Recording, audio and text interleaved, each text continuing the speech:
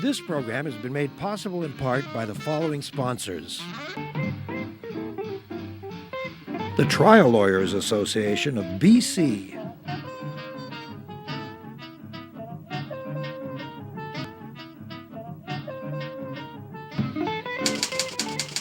The Vancouver Courier newspaper.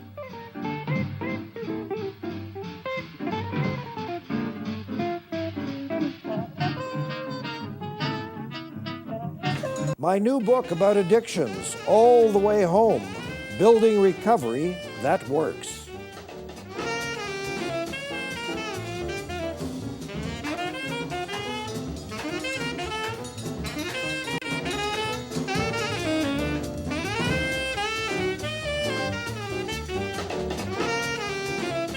Vancouver continues to have the second highest rate of property crime in the country. I can't imagine what's first, Saskatoon perhaps.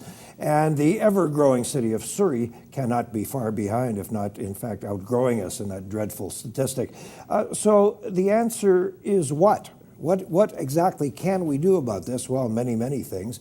But one of them that shows up pretty regularly is the notion of community court. Judge Thomas Gove managed to establish community courts here in Vancouver a few years ago. We'll ask our guest how well they are doing. But now Mayor Diane Watts would like to see a community court in Surrey, and 3 NDP MLAs have gotten on the bandwagon and are urging their provincial opponents, the Liberals, to do something about it. They are Harry Bains, Sue Hammel, and Bruce Ralston, all NDP MLAs from Surrey. Harry Bains, who began his working life, I think, with the Steelworkers IWA. Maybe he was, working at a grocery store before that. I don't know. And has been an MLA for a few years now, represents Surrey-Newton, and we're pleased to have him in the studio today. Hi, Harry. Hi, thank you for having me. My pleasure. So, why a community court? What is it? How does it work? So I think if you just look back, what's happening in particular in Surrey and elsewhere. I mean, Vancouver went through the same situation that we're going through. Surrey is fastest growing community in the province, if not in Canada. In the country. We have a population under 19, 30% of our population under 19. Really? So we don't have the services to deal with crime. We don't have services to deal with transportation. We don't have services to match the education needs. We have 7,000 students in portables right now. Yes. That could become, I think, 6th or 7th largest school district on its own. Yes. So I think there are many, many issues, and we feel that all levels of government need to sit down because many of those issues have overlapping jurisdictions, require different government's cooperation. So we're saying that we need to have all levels of government, provincial, federal, and cities, municipality, to sit down and look at on growing crime file that we are seeing. I'm getting calls, my other colleagues are getting calls. I'm Yes. sure police is also getting calls that if there's a crime happening in their neighborhood, drug deals going on, they're reporting to police. Police cannot. And we had this dreadful, awful, high-profile incident of a woman being attacked outside the ice rink. A month or two ago. And that's a nightmare for everybody. Absolutely. I mean, here again, what brought this issue to the surface and highlighted the need to do something about it. And that's your territory, isn't it? That is right in Newton. It's just outside of my territory, just outside. I mean, it's, the people don't care whose territory it is, whose jurisdiction it is. It's Surrey. This is Surrey. Yeah. They have elected us. Yeah. They have elected the councillor. They have elected MPs. They want someone to do something so that they feel safe in their own neighborhoods. So spell out what is community court? How is it different from a traditional court? I'll try to do that. I think community court works differently in 3 different ways. Yes. First, it's a timely process.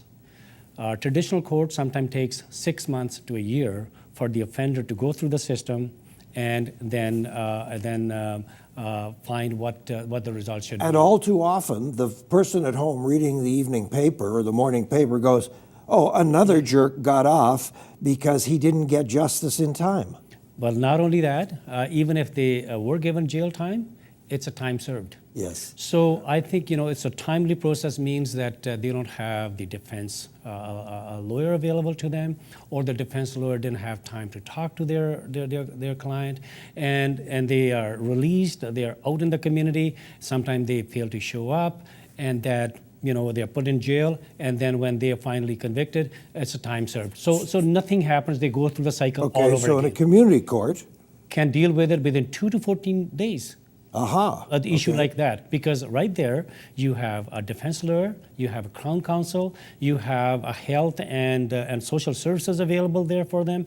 They actually look at the underlying causes that cause them to commit crime. Because you have this entire team in a community court of social workers, psychiatric assessors, child welfare people. You have this whole gang of people involved. Native court worker is there, you have victim services there, you have police there, you have probation officers there. So all of them are working together, and the court has early access to all of the information for judge to make the decision. And let's be clear, Harry Bains, we're not talking about murder. We're talking about small mayhem. We're talking about shoplifting, petty crime, break-ins, drug addictions, whatever. Largely, the people that we're talking about are those with drug and alcohol abuse, Yes. mental health perhaps, poverty, work and social skills that they may not be able to adjust to, and that's where all these integrated teams come together, and they look at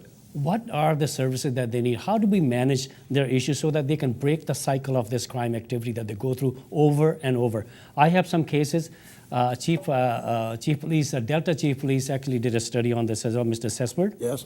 He said they used about 3 different offenders, Yes. repeat offend. Some of them 150 offenses. Excuse me? Others 42 offenses. 150 offenses. 150 offenses. So they're going through the cycle over and over and over.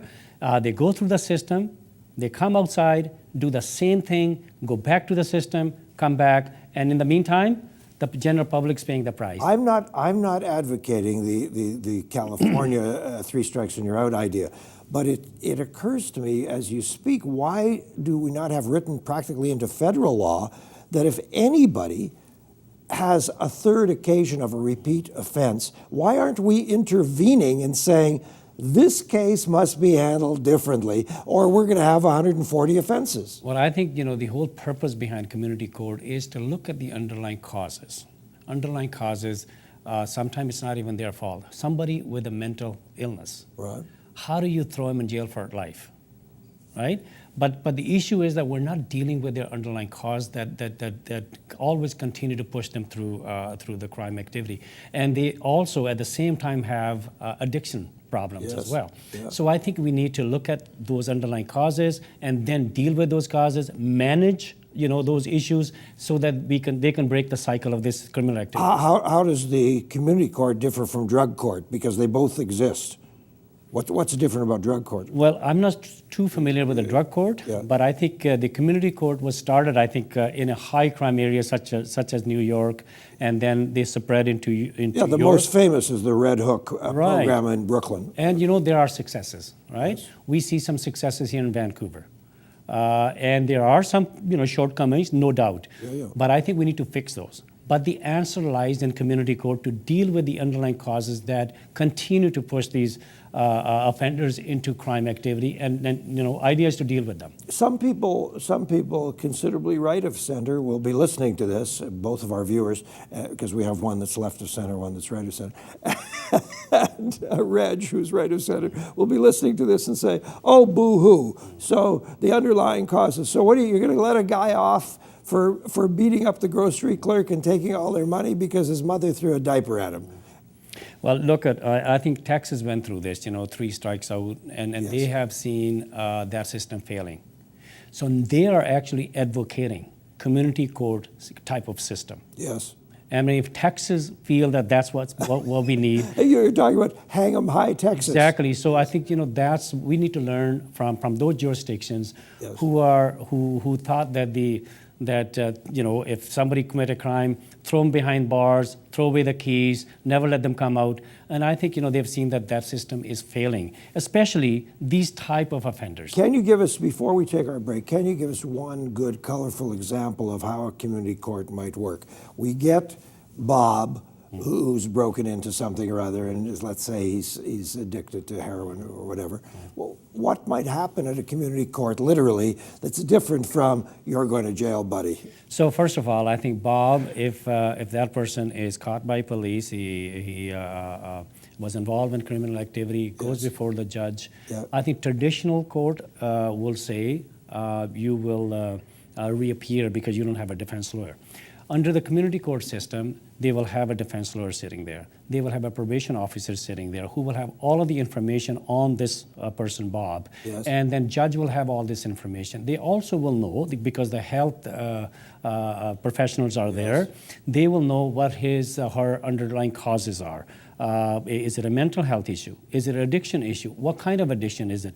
How do we actually provide this person some management skills, and how do we provide them the first some thing that support? I'm shocked at, Harry, is that all of these wonderful people who are, dealing with addiction so brilliantly haven't solved all this already. You mean you actually have drug addicts in Surrey?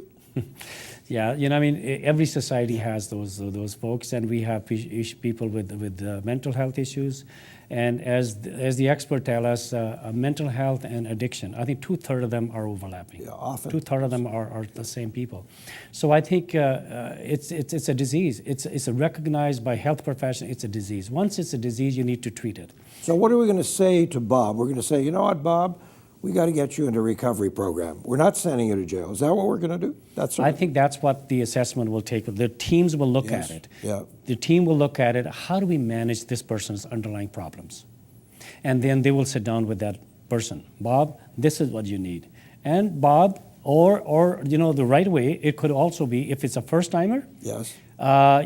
You will be within, because it happened just so short, 2 to 14 days, the issue is resolved. Yes. You may be asked, hey, that person you broke into, their house and their shop, Aha. go and repair and pay the damage that you caused by doing the community service. So that's how the community is also involved with the community court. Community court goes out and consult these community partners. How do we use these folks in your area? They could be doing general cleanup, they could be doing dishes, they could be doing anything. So the reparation is right away and immediate, and then the offender and the victim feel, hey, we are somehow made up, and that person may find, hey, that work is not bad. I may stay here. I may find another work like this. I'm smiling because more than 45 years ago, a fellow I worked with bragged that he stole 25 cents from a waitress after we'd had a milkshake.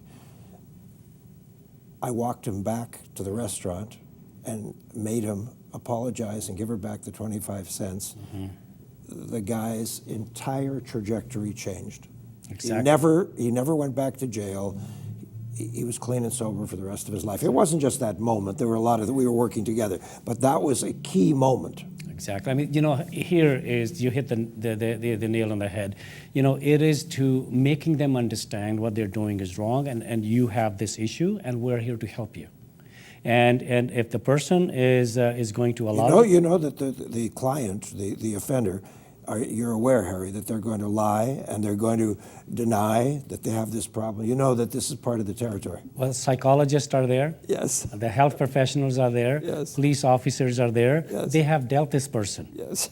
Presumably more than once. So they know what this person is telling them, whether it's true or not. I think the idea, again, is to examine what their real issues are that push them into crime. And how do they break the cycle of criminal activity? What you are saying before we take our break is that this is not only a more humane approach, but it's a more effective approach in every way. It's a more effective, and it's a more logical, and it's more practical. Okay. And it has worked. Okay, we're going to take a break and hope that in the minute that we're gone, we're not arrested. Your opportunity to send us an email at davidberner.com, and a chance for the lovely folks who support this program to say hi here on Shaw Community Television Cable 4. Back in a minute. This program has been made possible in part by the following sponsors. The Trial Lawyers Association of BC.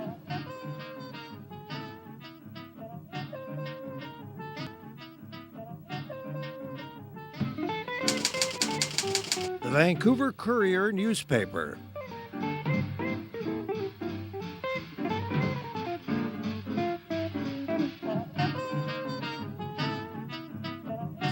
My new book about addictions, All the Way Home, Building Recovery That Works.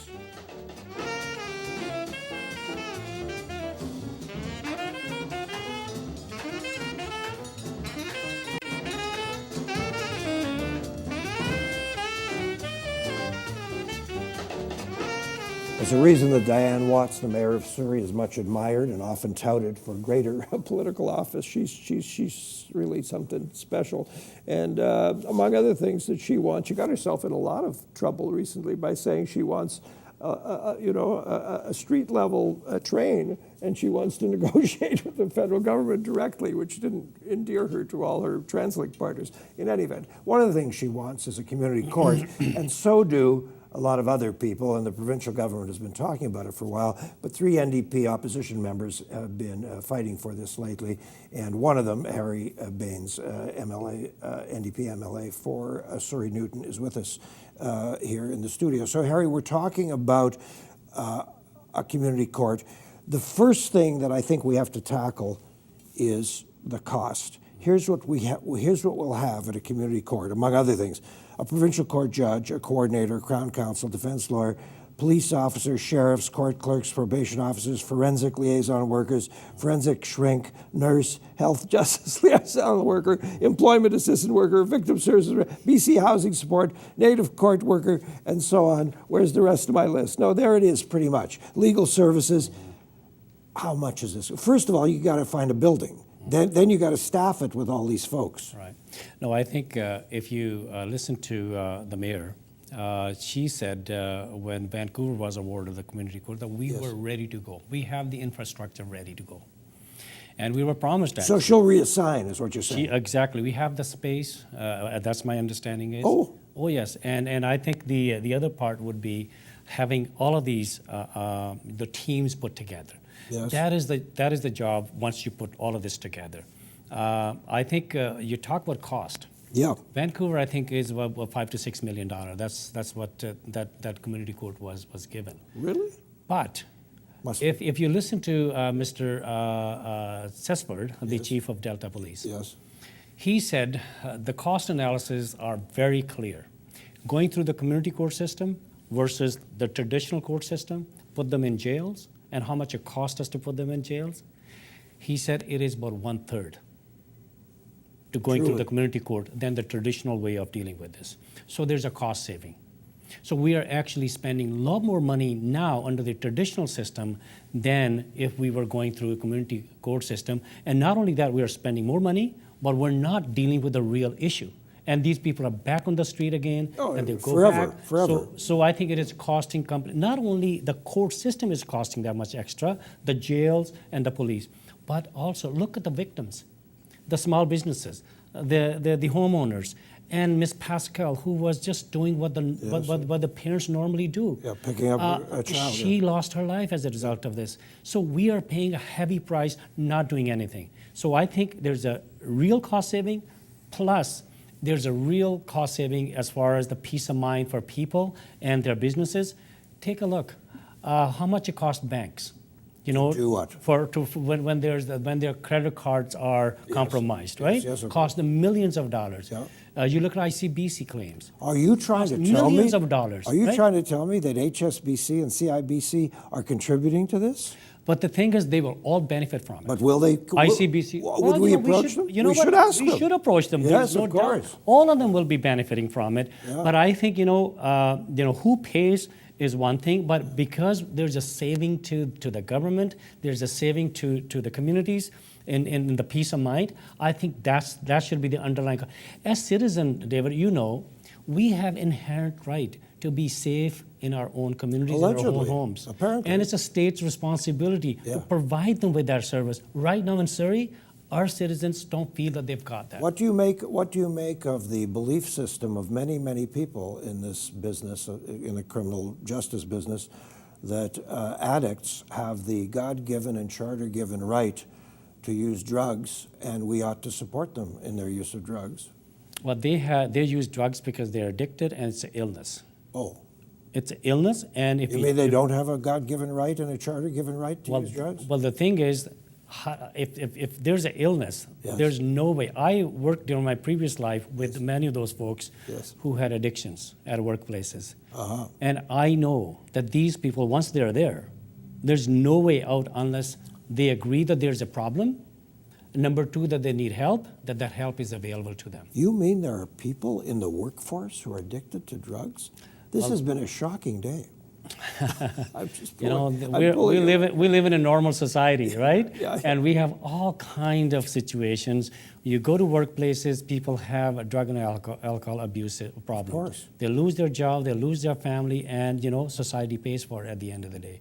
And here we have people on the street.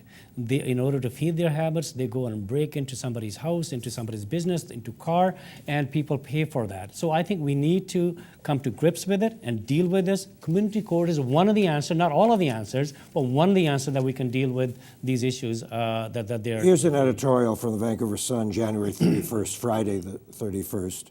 Community court may not be the answer, and I'll just and you and Sue Hammel and Bruce Ralston are noted here because of your press conference. But I'll just jump to the important paragraph. It says this: Vancouver's community court has not in any apparent way changed the shaky dynamics of the downtown east side. In fact, Vancouver's mayor and police chief late last year held a news conference saying conditions there were getting out of control. They made a desperate plea for more mental health and addiction treatment resources. So what do you make of that? So that's exactly. I think that's what we are saying, that community court is only one of the. It's part of the puzzle. One of the part of the puzzle. We need a help for mental health issues. We need help as far as the policing is concerned. Vancouver, from all cities, Yes. we have 47% fewer police officers on per capita basis than Vancouver. Do you? We actually, in Surrey? Yes. We are actually under-policed when you look at and compare all of the other lower mainland communities. Delta, Langley, Port Moody, Vancouver, all of them have more police officers on per capita basis than Surrey. And actually, the Surrey's own crime reduction strategy that was put together in 2003, 2004, one of the pillars of that is that we will have one police officer for every 700 citizens. We are short by 50. Ouch. So I think that's the problem when people are phoning about issues in the neighborhood. Police do not come and attend because they don't have the resources. Let me tell you that I had lunch with a probation officer in Surrey about a year and a half ago. He brought an Excel spreadsheet this thick, and he showed me 168 so-called recovery homes in Surrey. And of those 168 recovery homes, from his lengthy experience in the business, he showed me maybe 50 that were real and doing real work. And the other were criminal activities. They were just total BS. They were pharmacists selling methadone by the ton. But I may shock you again. I think they're probably around 250 now. Ouch. 250 recovery. So what are we going to do about it, Harry? That's Harry, why, let's do something about it. That's why when we made this announcement, Surrey Accord, it's about 4-pillar approach. Yes. One is have appropriate police officers. Yes. And have a policing model that fit the community right now. More police on the foot and bike. Absolutely. In the community. Then we need to look at community court. Then we look at how do we deal with people with mental illness and addiction. Then the other one is how do we deal with these recovery homes that we have in Surrey? They need to be regulated. Absolutely. We need to look at also the housing issue. Many people are on the street because they don't have I'll make this houses. simple for you, Harry. You hire me, I can walk in a house and in 4 minutes tell you whether it's legitimate or not. How about a minute? We've got 2 minutes left. Tell me what the reality, the real possibilities are for your goal for community court. Is Christy Clark ready to jump? Well, I think they have made some comments, not exactly coming around, but I think the Attorney General was in Surrey just recently and announced some additional courts. And she talked about community-like courts. And she's been asked about this. Suzanne Anton has been asked about this, and she says, at least publicly, that she's very much in favor of it. But will she put the purse where the mouth is? Well, that's what we are saying. Surrey shouldn't be treated as a second-class citizen. Yes. We need community court. Vancouver needed it. We need one as well. We need to regulate those recovery homes. We need help in mental health. Vancouver got it. We need that as well because we have similar issues in Surrey. We need to deal with the addiction problems and housing problems. Every time you hear, and I'm saying the Vancouver needs are really, really serious. Yes. But Surrey is being neglected. When you talk about the housing, new hotel is turned into houses for low cost. Yeah. We don't hear about that in Surrey. Well, Surrey has similar problems. We have homelessness issue just like Vancouver. Surrey is going to be the largest city past Vancouver next few years. We need to deal with those issues now. That's what we're saying. 3 levels of government, come to the table, deal with those issues. And a friend of ours tried to set up exactly that kind of thing in a failing motel, and I think it was, if I'm not wrong, I think it was Lois Jackson, I think it was Delta, but maybe it was Surrey, who told him he couldn't do it.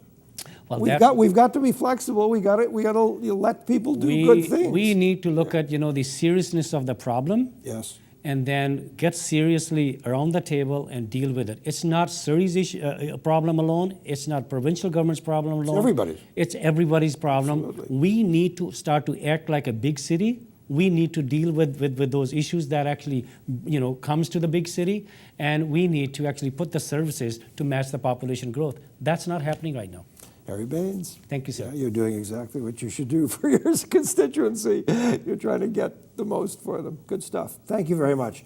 That's it for this show, folks. Next week, Bruce Bird is the chair of CARP, Canadian Association of Retired People, North Fraser chapter. What are we going to talk about? Should we upgrade public pensions? Can we afford it? Can we afford not to? Thanks for being with us here on Shaw Community Television Cable 4. Good night.